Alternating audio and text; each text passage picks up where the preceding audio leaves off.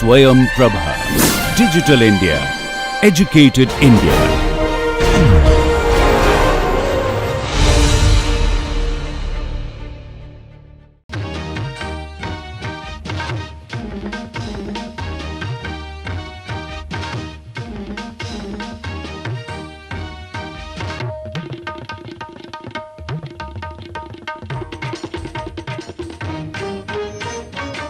The title for today's lecture is Resource Driven Scheduling.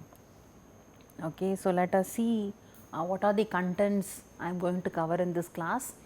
Primarily, I will give a brief introduction on what is resource scheduling, so resource allocation or resource loading and so on, and little extent resource leveling also you will understand in today's class.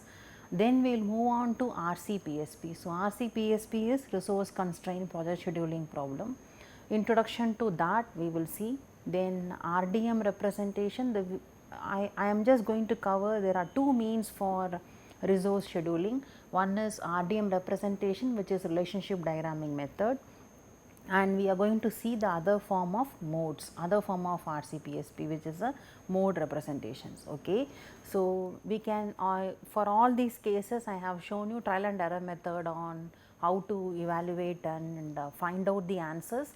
But in real practice, if you are having a large number of activities in a project, it is very difficult to work out manually and work it out on trial and error methods. So, we need to have heuristic methods or other combinations in order to solve these sort of problems. Okay. But we will understand broadly on what is this resource schedules today. So, what do you mean by resource? So, resource can include any physical variable starting from man, material, machinery, sometimes even finance. Most of the time even space can be a real big issue when you are planning on resource schedules. Okay. But in general, what comes to people mind is whenever you are thinking of resource schedules and resource leveling and so on, it is man and machinery only manpower, machinery, that is all. Others do not play a major role. Because materials you are not actually carried over in the long run. So, it's not generally of very serious a concern. The next is resource allocation or resource loading. Both the names are really same. It is nothing but dump in the resources on each activity to the required amount and time or duration of each activity, and no need to do anything on reducing the resource or over allocating the resource and so on. Okay. Accordingly, we have two types, one is called front end loading and the other one is called back end loading. Okay. Now, let us see a simple example. I have taken a hypothetical example. 4 activities are there. Activity A and C are in parallel. I think now you know better to how to understand and interpret this. B and D are the sequence steps number 2 of in the list. Okay. So, they are actually successors to A and C, and the duration for all these are given, resource required is given. The assumption is all these 4 activities share the same resource, then only you can do all the allocation and loading together. Okay. Now, let me draw this network. So, how do I do? Okay, there should be an arrow mark from here. Okay. So, primarily this is my network. So, once A is done, B is done, then after A and C are done, D is done as per the predecessor relationships. This is a network, and now if you see this network, the resource allocation for all these activities are also given here, and I am just going to show the front end loading. What happens in front end loading? Front end loading is based on your forward pass. Okay. If you do forward pass calculations for this, let us assume I am only going to show on these activities. This is 0, this is 6, this is 0 and this is 4. Okay. This happens to be 8 and this is now 6 and 8. This is now 4, 6, maximum is 6, 6 plus 5 is 11. Okay. So, 11 days is a total time taken for my project, for this small project. And if you see these resource combinations, so I am actually consuming a resource combination of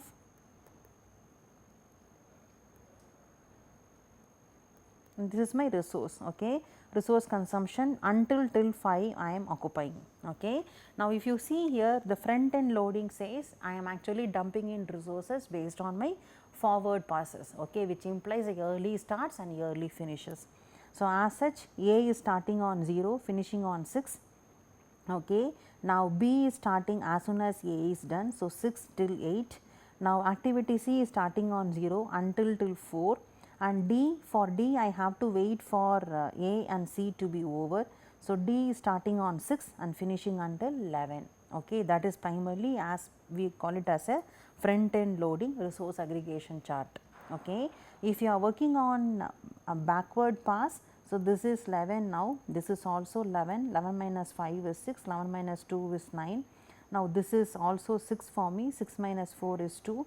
Now, this happens to be 6, 6 minus 6 is 0. Okay.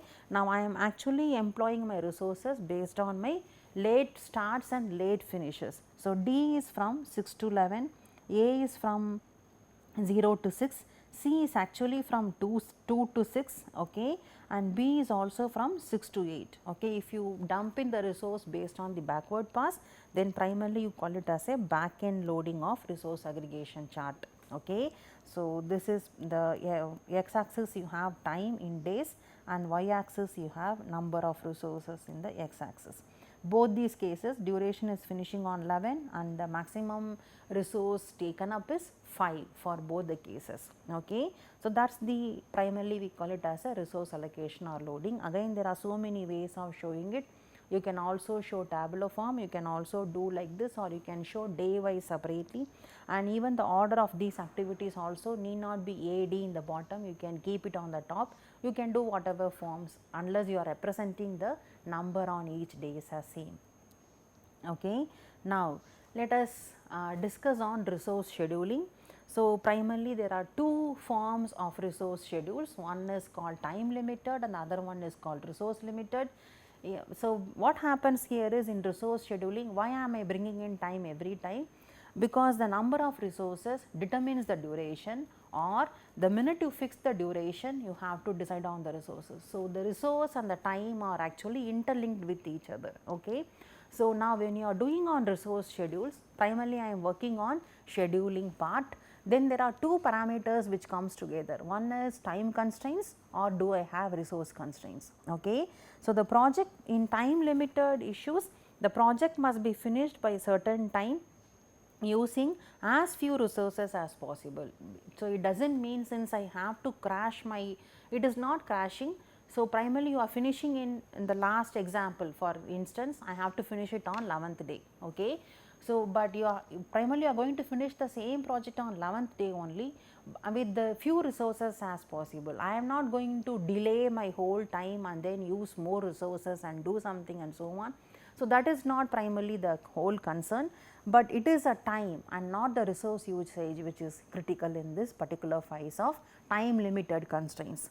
The resource limited case, the project must be finished as soon as possible. Again, there should be no delays or extended duration on any of the activities, etc., but without exceeding the available resource constraints. So, in the earlier case maybe there was a constraint on resource 5. So, I could finish the project on 5 and there was nothing happened here. Okay. Now, when there is no resource constraints and I have abundant resource with me, then both time limited or resource limited is not a problem for me. Okay. Even if I slip 1 or 2 days, still I could finish in the respective time. Okay. Or if I have more resources, then obviously I am not going to worry about how meticulously to finish my whole project. So, both the issues will not be complicated at all when I have scarce resources, but in reality what happens in construction site, the resources are always scarce in nature, it is not abundant. So, always your resource scheduling is a critical challenge there. Okay. So, here also, so there is a mistake here. Okay. So, now this is the same example, I have brought in the same network diagram also. So, now what you have to see is, so this is time limited. So, earlier we have seen we have to finish the project on 11th day. So, finishing the project on 11th day or 10th day, what happens is I am not disturbing anything here, maybe I am using more resources whatever it is, but still the critical time at which I have to finish I am meeting that in place. Okay. In the next case on resource limited, again I can finish the project on 5 with 5 resource maximum or with 4 resource. So, primarily I am finishing that, but I am not extending my duration from 11th day to any other day. So, that is what is the whole meaning on time limited and resource limited. Okay. The next is resource leveling, because whenever even in the last example you have seen here, there are so much of idle time for workers. Suppose if you want to schedule this project and then mobilize for manpower, then you may have to call all the workers for all these days, okay, and what happens, and you may have to pay for idle days of the workers. Suppose if it is equipment, you may have to pay the idle sitting time of all your equipments in the site, okay, which generally it is like too much of cost overrun and which is actually a waste. So, which you should avoid. Okay. So, what is resource leveling? So, minimize the fluctuations, do not have an platform in which one activity I am calling, I need 4 workers on one day, 10 workers on second day, then 3 workers on the third day, then 11 workers on the fourth day, which is like too much of fluctuations I have in my whole project. Okay. See to that I am having almost like uniform 765, 765, something like that, which is close to each other, which is an acceptable issue in the sites. Okay. So, resource leveling is minimizing the fluctuations in day to day resource use throughout the whole project. Now, why should I level the resource? To improve the work efficiency and to minimize the cost on the whole project. As I told you, unnecessarily you may have to pay for the resource for keeping the resources in idle. Okay. In order to also, what happens is, the lethargic flow on one day and the active work mode on the second day, again lethargic mode, active mode also will obviously start spoiling your work efficiency or productivity and so on. So, for all these issues, better to have an uniform peak load of workers on all the days of the project. Can all resource can be leveled, or all due resources has to be leveled? Not all resources. There is no point in actually looking at materials and other resources on leveling. So, only the labor and equipment or manpower and machinery are the only one resources which you have to think of in leveling. So, now what are the assumptions you have to make? So, one assumption is difference in productivity between the resources of same type or different type groups are not considered. So, I may have a crew called a carpentry crew, I may have a crew called masonry crew. The helpers in both the groups, if you want to swap, then you cannot think of difference in productivity between resources, between the manpower of different work crews, or within a masonry crew itself, different workers can have different productivity levels, and accordingly you may have a different duration and so on. That also you cannot consider when you are working on resource leveling problems. The next is a real serious assumption: activities cannot be split once the activity has started. So, if you are planning to start the activity on day 0, so finish the completely loading the resources, and you cannot stop the resource loading after 2 days and then continue after 3 days and so on, which is not possible in resource leveling. Now, let us look at an same example. Okay. So, I have modified this example to show the fluctuations, how it is done in trial and error practice in sites. 4 activities, same example. Okay. So, this is my first combination, 5 resources. So, lot of idle resources are here. If you want to maintain the 5, fluctuations are there. Some days I need 5, some days I need 2, and some days I need only half of the crew and so on. I need only 1 worker in the site and so on. So, some days I need 2, this is stands for 1, this is primarily 2, and this is still 5. So, that you wanted to avoid. Okay. So, what I am going to do, I am trying to minimize or level it at resource number 4, maximum availability I am going to call is 4. So, what happens, since because you are trying to cut down this, then the duration for C and B will get extended because A and D is on the critical path. The general assumption resource leveling is do not touch the activities in the critical path, and you have to always look at the non-critical activities in order to minimize the resource, and then so that even if the duration is extended, it is not delaying the entire project. Okay. So, what happens, the C, B are the non-critical activities. So, I am looking at the non-critical activities and I am actually extending the duration, so that I am meeting my resource of 4. What happens if I go below 4 and so on, then the duration will obviously slightly get extended, which also we will see what sort of a problem it is. Okay. Now, for the same example, let us see a trial and error method of how to do the leveling problem, because I showed you with, for small example I showed you, but there is a trial and error method. There are also scientific methods called minimum moment algorithm, which is available in order to do the leveling exercise. Okay. Now, for doing the leveling, I need to know the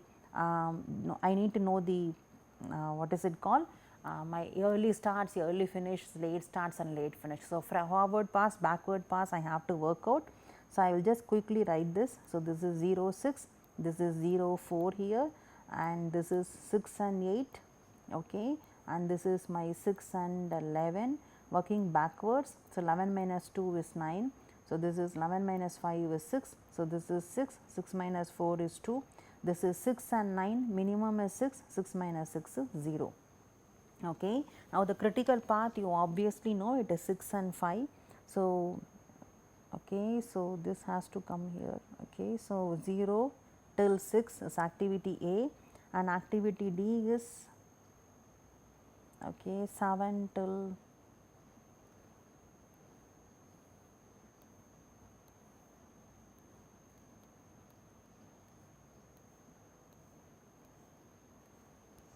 is 7 till 11. Okay. So, now this I have dumped in, because I have to know where is my path until which I can dump in the resources. Okay. Now, here critical path obviously you cannot do anything. So, I am going to put the resources. Resources for activity A is 2 on all these days. So, this becomes 2, and for activity D it is 1. So, this is now 1 on all these days. Okay. Now, what about my activity B? My activity B, I have actually a float from 6 until 11, and for activity C, I have a float from 0 until till what date? Until till 6.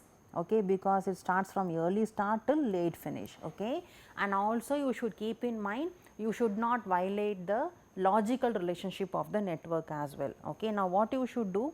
So, primarily I wanted to know what is my maximum crew composition. Suppose if I want to increase or decrease the resources, what is the duration with which I have to extend? That obviously you have to understand. Okay.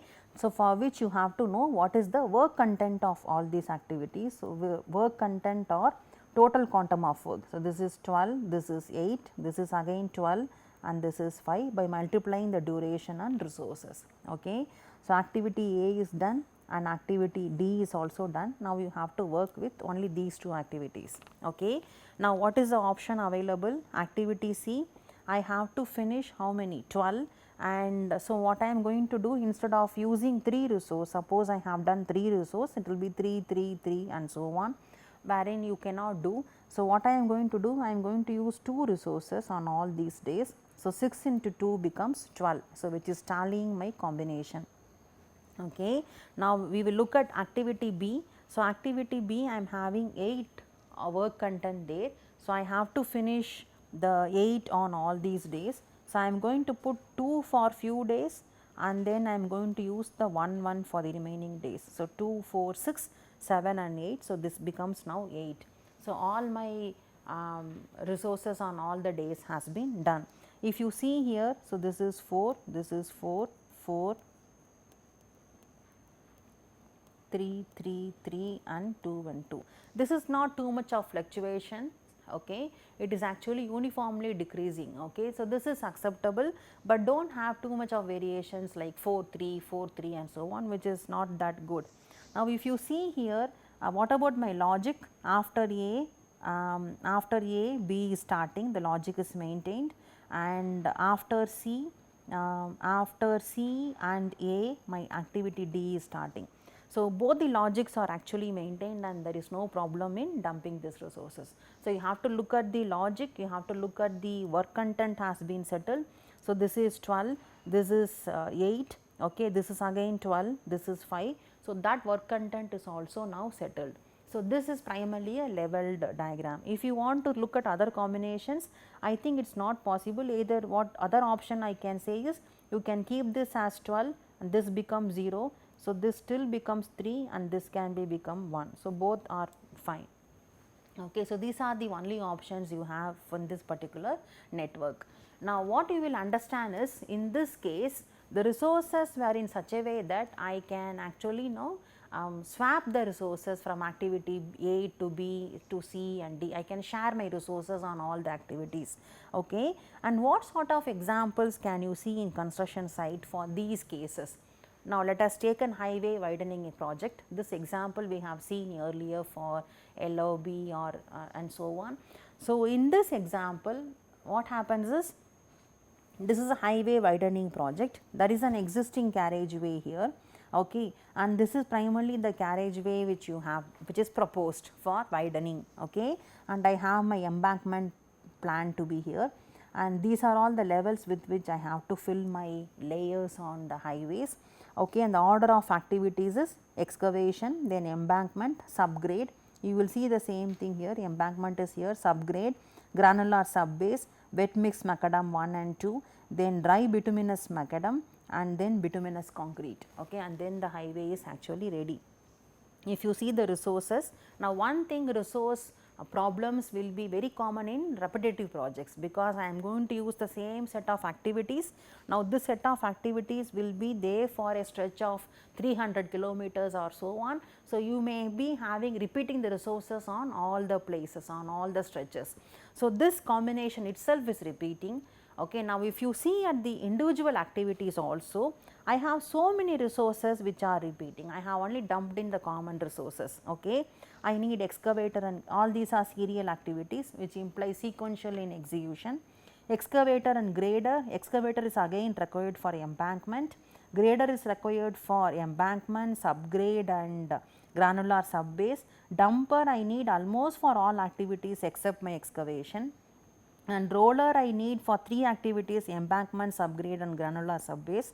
Paver I need for the last 3 activities like wet mix macadam, dry bituminous macadam and bituminous concrete. So, if you see here, there are common resources which you need. So, if you are planning, if the number of resources are limited, then you may have to execute only one path, or you may have to wait for the previous activity to be done and then only you have to go in for the next activity, even in the sequential, and only when full stretch is done, then only you can go to the next stretch and so on. So, you have to have so much of a delays may happen when you are having common resource shares. Okay. Now, let us see a real example as to how this you are actually working in construction sites. Okay. So, now this is an example, this is also a known example. I am bringing in all known examples to you, and let us see the resource requirement here.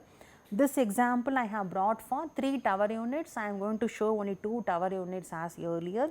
Duration for all these activities are listed here. I have used same duration because that is the assumption we generally make in LOB. So, I have brought in the same duration, and IPA for all these activities are listed here. And if you see here, the resource required, I have different skilled workers, but I have same type of an unskilled worker, 15 helper, 10 helper and 10 helper. I have the same combinations in the 3 activities. So, I am going to show you what is the option I have only for the unskilled workers right now, and how the duration is getting changed or modified. So, the skilled worker we will see little later. Now, let us see only for the helpers. This is a resource aggregation chart I have right now, and I have placed this for activity as well as I showed you for the aggregation also. Okay. Case 1. So, what happens? Let us assume I have almost the maximum number of crews I want I have with me. Okay. There is no problem, no constraints on resources. So, 3 towers have to be done. So, all the 3 towers can be done in parallel. So, what happens? All the 3 brickwork is done in parallel, all the 3 joinery are done in parallel, all the 3 flooring are done in parallel, all the 3 painting tasks are done in parallel, because I have enough number of my skilled crews and workers. Okay. So, if you see, as I told you, we are only going to see on helpers. If you see here the fluctuation of the helpers which is shown here, this is on helpers total 45, 45, 45, then 30, 30, 30, then no workers are required for painting job. Okay. And the duration for this entire project has consumed to be 330 for all the 3 towers until painting. Okay. If you see, so for example, till level 2 at least if you want to finish, then you are stopping at actually 255 days. I am finishing only for the 3 activities till level 2. Okay. So, to have a fair idea on where we are. So, 45 workers I need at least for few days of my whole project. Now, let us assume I have very scarce resources, I cannot go with 45, okay, and the maximum I can do is 35 or something. Then what you have to do? You have to stagger the execution of the whole work. So, what I am going to do? I am going to follow the little of the conventional repetition works how we do. Okay. After one level of brickwork, the second level of brickwork is done, then the third tower goes. So, after joinery, the first tower, second tower, third tower. So, after the flooring, first tower, second tower and so on. So, this is a bar chart representation I have shown you for the same. Okay. Now, the same only for the helpers I am showing it here. This is the total on all the workers whom I have. If you see here, the maximum limit I have is only till 35. Okay, I have consumed only till 35. Now, what about the duration? So, until flooring, okay, for the 3 levels if you want to see, my duration for the entire project is coming out to be 435. Okay, in the earlier case, when there was no problem or constraint on resources, I finished until level 3 till tower 3 flooring activity was 255. Okay, here I have stretched till 435. Now, let us see, still I have more constraints, I am going to reduce it to 25 workers only. What will happen? So, what happens? Only in this place I need more than 20 workers or so. So, this brickwork cannot go in parallel at this particular time. So, I am just shifting the brickwork compared to the last case to this place, so that I am maintaining the maximum of 25 element. Okay. Now, what happens here? I have not distributed the resources into the previous places and adjusted with 5, 5 and so on. So, the leveling really I have not done, I have only shifted the work completely. Okay. So, what happens here when I have stretched little bit?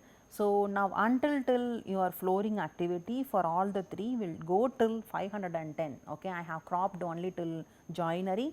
If you add flooring, painting and so on, so it will actually stretch till 510 until flooring for the 3 towers which you are planning for. Okay. Now, this is what is the whole exercise all about. Now, let us see further. So, what happens here is the logic, you can actually know this logic alone has to be maintained, and you can actually move all the towers in parallel also if you have more crews. So, primarily the number of resources is what is driving your duration, which is what is the resource scheduling all about. So, starting from somewhere around 330 days of duration, okay, we are actually into then 435 and then till 510 for this case. So, we are having a large variation in the duration because of the number of helpers you have in the whole project. Okay. I am not even talking about the skilled workers now. So, now what do you do? So, there is so primarily this is not the hard logic, it is only the resource relationships which you have to represent in the network. So, how do you represent the resource relationship? Now, let us talk about the RDM diagram. So, RDM is nothing but relationship diagramming method. So, in any network diagram, the logic dependencies is primarily driving the whole sequence. Okay. Now, sometimes the logic dependence, you cannot alter the logic dependence, but the resource dependence can be altered based on the availability of resource at any point of time. Okay. For example, in the same apartment exercise, you can have all the 3 towers going on in parallel or little staggered or too much of staggered based on the number of resources. But as such, if you want to draw a diagram and represent this, how do you draw the diagram? do you put a link or you show it as parallel? So, how do you really do? Okay. So, RDM is the only one way to show a resource dependency on a project. Okay. The reason why code on RDM can be associated with the constraints. So, primary choice for the reason why are either I go with the P for physical or R for a resource. So, primarily you have to write on the network whether it is P, then the P, the violation on Fs is never altered, and if you are writing an R in the relationship based on the number of resources that you have, the R can be made parallel or it can go sequential or it can go even pushed and then started. So, that is what happens here. Now, the same example, now I am going to show an on the skilled workers case. Okay. So, in the same example what happens, let us assume I have, because I am not worried about my helper, I know I can easily get my 45 helpers or 50 helpers, how many ever I want in the whole project. I am only worried about the skilled workers because they drive the whole activities. Okay. So, I have just marked only on the skilled workers here. So, maximum availability per day 15, 15, 15 and 20. Okay, that is what I have written here. And so, what happens here? So, can you start all the activities in parallel? If you look at what is the requirement of these workers, I need 10, 14 for joinery works, 12 and so on. So, primarily you can go with one activity, okay, one tower at a time, but you cannot do 2 towers in parallel. Okay. And what if, since I have little more than 10 mason, little more than the 14 carpenters and so on. So, can I little more push some of the activities in the tower 2? Yes, it is possible. So, what I have done, I have used combinations 1, 2 and so on. So, accordingly you can do this diagram. This diagram is primarily called an RDM diagram, and you can still do calculations on what is your critical path and so on. So, in this case with this combination, this happened, the tower 3 happened to be the critical path.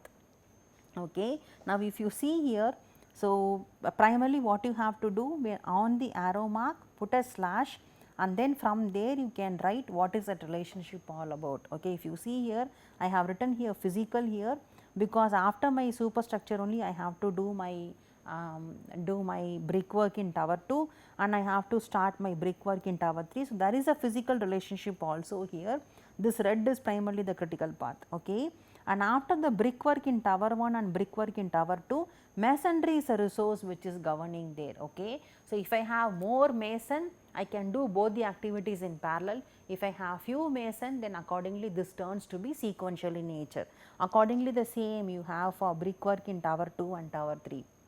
Okay. Now, same thing for your joinery works. Okay. So, I have my carpenter. So, carpenters is a resource for my brickwork and so on. So, what happens after my joinery work is done, then these carpenters will be playing a major role for my resources. Okay. Same way for flooring, I have tile layers, painting, I have painters. So, more painters. So, this piece is like a flexible relationship I have, and this is a representation on an RDM network. Okay, I am not showing the calculations here. So, when I change the combinations, the critical path also changes and so on. So, that is primarily on this RDM. Now, let us see the resource constraint schedules. Okay. So far we have seen schedules in which duration of the entire project was not altered, even if it was time constraints or it was a resource constraint, resource which was constraints. Okay. So, you try to accommodate within that only. So, now the next case is, suppose if you have very scarce resources, as a result of the very few resources, the duration of each activity has to be stretched little bit, and obviously it slips off beyond the planned schedule of the whole project. Okay. Those particular cases we call it as a resource constrained project scheduling problem or resource restrained scheduling. In some cases, it may not be possible to schedule the activities so that the maximum number of resources does not exceed the available resources. So, in these cases it may be necessary to extend the overall duration. Okay. Now, let us take the same case. So, the same hypothetical example which I showed earlier. So, this is primarily it takes 11 days of duration. Okay. So, this is resources, number of resources, and this is time in days. Okay. So, maximum I have taken 11 days and my resource was primarily maximum I have consumed is 5. Okay. Suppose if I want to make it as 4, what happens? Still it is possible with very little floats we can still make it possible, and I could still adjust to 4. Till then you still call this problem as a resource leveling problem only, okay, because you have not extended the project duration on any case. So, this we call still as a resource leveling problem. Okay. The minute you start having very little resources, maybe let us assume 3, what happens? My duration of A or D gets stretched little bit, and what happens? It may even extend my critical path durations. Okay. Now, it has gone till 12 and the number of resource consumed on the whole project was 3 here. So, these type of problems we call it as a resource constraint project scheduling problem. Now, what are all the approaches to RCPSP? There are so many approaches available. In broadly, I have 2 methods for RCPSP. One is optimization approach, other one is a heuristic approach. So, optimization approaches, what does it say? It seeks the best solutions, but are very far from limited in their ability to handle complex situations and large problems. In heuristic approaches, they employ rules of thumb that have been found to work reasonably well in similar situations. So, lot of heuristics are there. One is simple heuristics and the other one is complex heuristics. Simple heuristics, so many rules are there, okay, in the form of rules, ASAP, as soon as possible. So, start finishing up the activities as soon as possible, then ALAP, so primarily it is as late as possible, then most resources first, minimum slack first, most critical followers, which implies whatever activities which have many successors, then those activities should be done first on the resources, most successors, then combinations of any of the above also is possible. Okay. Complex heuristics will simulated annealing, taboo search, genetic algorithms and so on. So, so many methods are available on RCPSP modes, okay, but this has to be dealt in a different way in order to work it out on problems. Now, let us see on modes. So, we are actually there is another simplistic way of working out on the RCPSP problems, which is there existing for last 30-40 years and so on, which is we call it as a mode.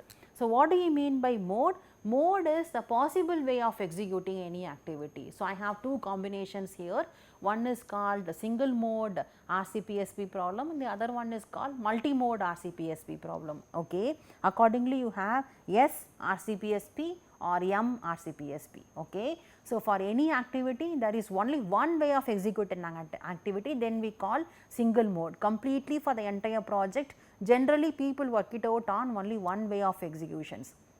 Suppose if the resources are constraining too much, why to look at those resources in a different combination? Maybe there are other resources which are not too much of a constraints. Is it possible to think of getting that resources and then doing the scheduling in a different way? That is primarily called the multi-mode options. Okay. I will show you with an example. Now, this is an example, hypothetical example, just to show you on how to do the whole exercise. Okay. Now, this is the example. I have a list of activities here. These are the IPAs for the activities. Resource requirement in man days is given like this. I have a crew size, the 3 combination crew size, primarily the 3 mode options I have. Okay. Minimum, normal and maximal. I am maximum. I am taking it as my 3 modes right now. Okay.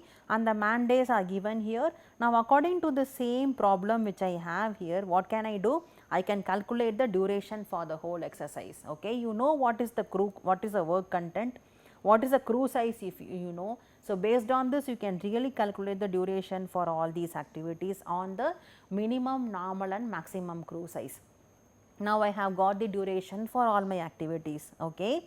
Now, let us choose some combinations now. Now, what am I going to do? If you see this example, it looks like ACD is on one path and activity B and E is on the other path. Okay. That is how the relationship goes through. After A, I have C, then I have D. So, ACD is on one path and B and E is on the other path. Can you think of critical path and other combinations here? You cannot think of anything here, because it is like you can choose any options you want. Okay. Whenever you are working on mode, there is nothing called critical path calculations in when you are working on mode calculations. So, I am going to choose a crew size on 4, because I had a common number in all the 3 activities. So, I have taken up that as a 4, okay. And what happens, I am going to choose those durations. So, which implies 3, 8 and 5. So, when I am choosing a resource combination on 4 along one path, so 4 on ACD, my duration for the ACD will be 3, 8 and 5, which is nothing but 8, 16. Okay. Now, when I am choosing, so same way I am going to choose a common resource on B and E. So, I am going to choose 6 and 6. So, accordingly what happens, my duration is 10 and 6, which is again 16 here. Okay. Luckily, I had a very good leveled path here, okay, with the duration of 16 and my resource combination is actually 10 here. Okay. What happens, the same options I have taken here, and so these are my activities I have done, and this is my complete till 10 is my resource, ideal resource combination I have got, and my duration have come until 16.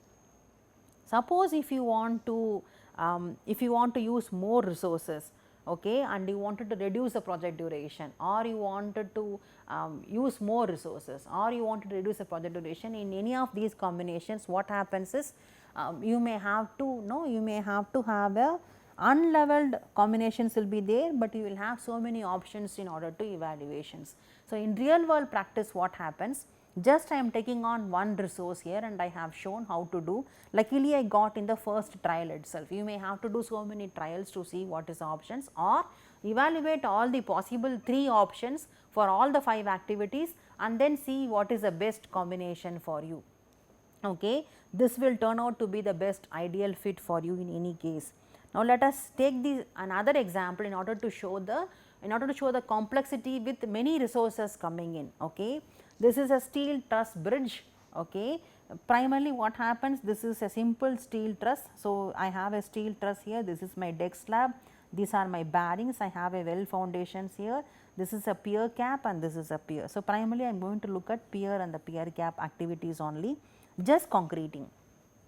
Okay. So, I have taken I am going to look at the activities only on the piers and pier cap, only the concreting activity alone. Okay. Equipment at site. So, these are the equipments I have on batching plant, 3 excavators, 8 dump trucks, 1 concrete pump, 4 transit mixers, 1 boom pump and 1 mobile crane I have in the site. Okay. Resource on manpower, I have 30 bar benders, 20 carpenters, 30 mason on first grade, 15 mason second grade and 8 pumpers and 50 unskilled workers I have in the particular case. Okay. Now, I have 4 activities for these 4 sub steps or sub activities for the main component. One is pier, another one is pier cap. Okay. So, rebar for pier, shuttering for pier, concreting of pier, de-shuttering of the pier, again rebar for pier cap, shuttering for pier cap, concreting for pier cap and de-shuttering for the pier cap. Okay. Now, I have 2 combinations here, one is mode 1, other one is mode 2, and for the different resource combinations I am getting a different duration. So, this data you can get from past projects from the experts. When you go to the experts, they will actually have an option, second alternate option of evaluating the same activity when the first option does not work out. So, this is primarily the preferred option and this is the alternate option data which we have on the site. Okay.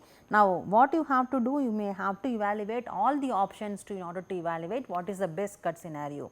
One option is to consider all the activities in the first mode, other option is consider all the activities in the second mode, and maybe this activity C and H there was no other option, second option was there. So, I have taken that. So, accordingly choose combinations on activity A first mode, activity B second mode. So, activity C primarily only one mode is there. Now, D you choose one time first mode, one time second mode. So, you will have n number of combinations available and you may have to explore all of them if you are not going with the simple heuristic methods there. Okay. Now, what happens in certain cases? In some cases what happens is even the resource types also vary. Okay. What we call it as a generalized multi-mode resource combinations. Okay. If you see this example, this is also a simple activity example in a housing project. Okay. So, I have column marking, column reinforcement, shuttering, concreting, de-shuttering, staircase shuttering, slab shuttering, reinforcement, conduiting and so on. If you see here, I wanted to highlight you only on the mode 2 only for these particular combinations. Okay. Column reinforcement I can do with 6 bar benders, it takes 12 days. I can also have a combination of 6 bar benders and 1 crane, duration of 8. Okay. Shuttering 8 carpenters, it takes 6 days. I can still do the same with 8 carpenters and 1 crane with the duration of 4 days. Reinforcement 23 bar benders or 7-day combinations, or 23 bar benders and 1 crane on 5-day combinations. Okay. So, now what happens here?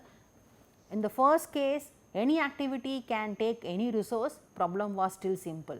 So, resource scheduling, scarce resource itself is a real complex problem.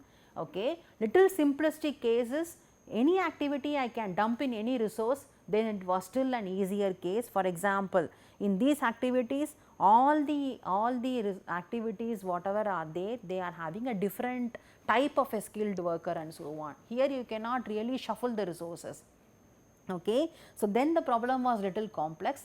The next case came in wherein I had multiple options to execute and I had a constraint in my resources and I have multiple options to execute. Still you can look at options in order to see what is the minimum duration and with my constraints on my resources, what is my best fit operation. Okay. Available option for me, you can go ahead with. Okay. Next option is, even in the same modes, I may have different types of the types of resource combinations also for my modes. For example, I can do painting by using a brush manually, or I can use a spraying for mechanism for spraying and painting and the whole case. Okay. Now, I have two options. So, based on the type of resource, what happens, I do not, if I have many constraints on my painting resource on my painter, I can still go with an I can still avoid my manual method of painting and I can go with the other resource. So, what happens, resource constraints is really solved, but another case can crop up, which implies the cost part. So, what is the cost if I use another crane in the whole setup, okay, only for doing few activities? Duration can go less, I am having actually no constraints on my resource, I am able to finish fast, but my cost can go up. Okay. So, primarily your scheduling in this case, you have to look at a combination of time, resource and cost together, then only you will have a very success in projects. Okay. So, with this I am stopping for today's class. So, today's class on resource schedules, I showed you few trial and error methods only, because the scientific methods are little complex in nature. So, I have not covered, and interested people can go through research papers when you are interested. Okay. Bye.